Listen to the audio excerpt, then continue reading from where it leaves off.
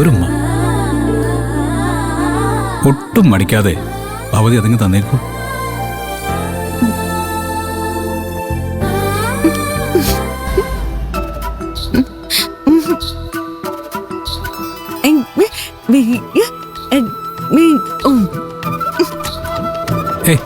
വേണ്ട, ഇയാളങ്ങനെ പിണങ്ങി പോകുന്നു വേണ്ട.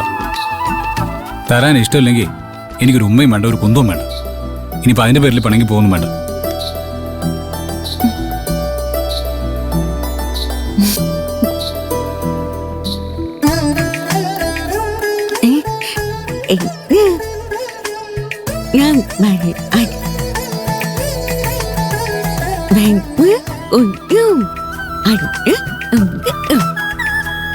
ഓ, വ്രതം കഴിയുന്നവരെ കാത്തിരിക്കാനാണ് ഭഗവതിയുടെ ഉത്തരവെങ്കിൽ ഞാനതനുസരിച്ചോളാമേ. ഇനിയിപ്പോ അതിന്റെ പേരിൽ എന്നോട് പണങ്ങാനും നിൽക്കണ്ട. ഇപ്പൊ എന്താ വേണ്ടത്? ജനനി മേഡത്തിനെ വിളിക്കണം, അത്രയല്ലേ ഉള്ളൂ.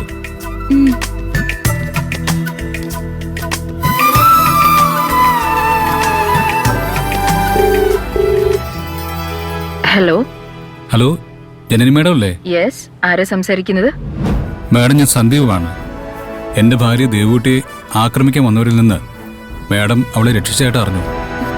ഞങ്ങൾക്ക് മേഡത്തെ നേരിട്ട് വന്നൊന്ന് കാണണമെന്നുണ്ട്. സോറി, ഞാനൊരു ട്രീറ്റ്മെന്റുമായിട്ട് ബന്ധപ്പെട്ട ആയുർവേദ റിസോർട്ടിലാണ്. ഇവിടെ വിസിറ്റേഴ്സിന് വിലക്കുണ്ട്. സോ പ്ലീസ്, നിങ്ങൾ 2 ദിവസം കഴിഞ്ഞ് വിളിക്കൂ. Okay madam. എന്താ ഇപ്പൊ സമാധാനമായില്ലേ? അവരുടെ ട്രീറ്റ്മെന്റ് കഴിയാതെ നേരിൽ കാണാൻ പറ്റുമെന്ന് തോന്നുന്നില്ല. ഹലോ മേഡം, എന്താ ആലോചിക്കുന്നേ?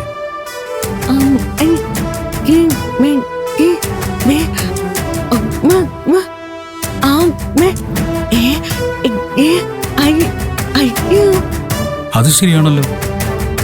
അവര് കുറച്ചു ദിവസമായിട്ട് ട്രീറ്റ്മെന്റിലാണെങ്കിൽ പിന്നെ എങ്ങനെ പ്രതികളെ അറസ്റ്റ് ചെയ്യാൻ പറ്റും? അത് ഞാൻ ഇപ്പോഴാണ് ആലോചിച്ചത്.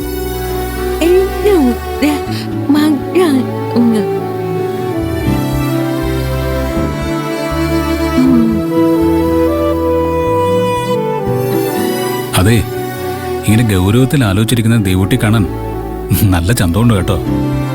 നിന്നെ ഇങ്ങനെ കാണുമ്പോ ഒരു സമ്മാനം തരാൻ തോന്നാ.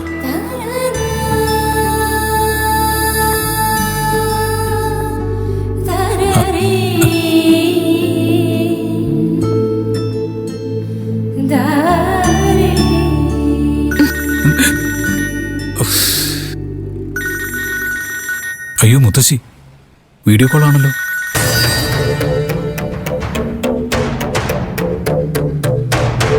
എന്താ അവൻ ഫോൺ എടുക്കാത്തത്?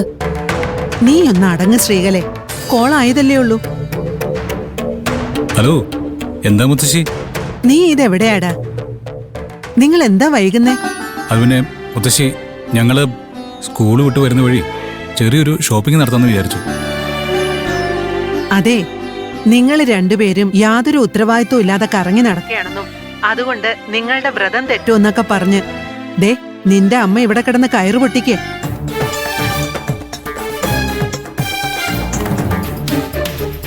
അതുകൊണ്ടാ ഞാൻ വിളിച്ചത്. ഓ, അത്രേ ഉള്ളൂ. അമ്മയുടെ വാക്ക് കേട്ട് മുത്തശ്ശി എന്തിനാ ഇങ്ങനെ ടെൻഷനാവുന്നത്?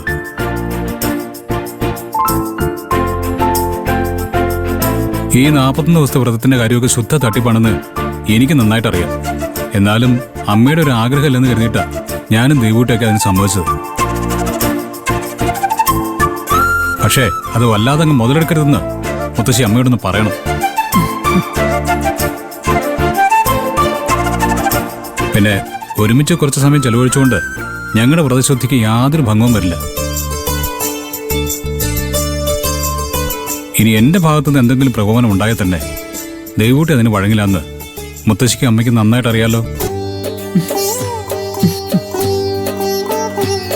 അപ്പൊ പിന്നെ ആ കാര്യം ഓർത്ത് ടെൻഷൻ അടിക്കണ്ടെന്ന് അമ്മയോട് പറഞ്ഞേക്ക്.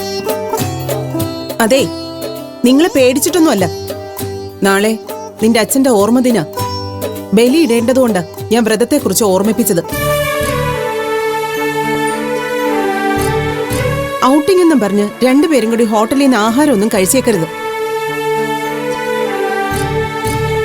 അതുപോലെ തന്നെ ശരീരവും മനസ്സും ശുദ്ധമായിട്ടിരിക്കണം. അതൊക്കെ എനിക്ക് ഓർമ്മയുണ്ടമ്മേ. ഞങ്ങൾ അങ്ങനെ അടുത്തിടപഴകുന്നൊന്നുമില്ല.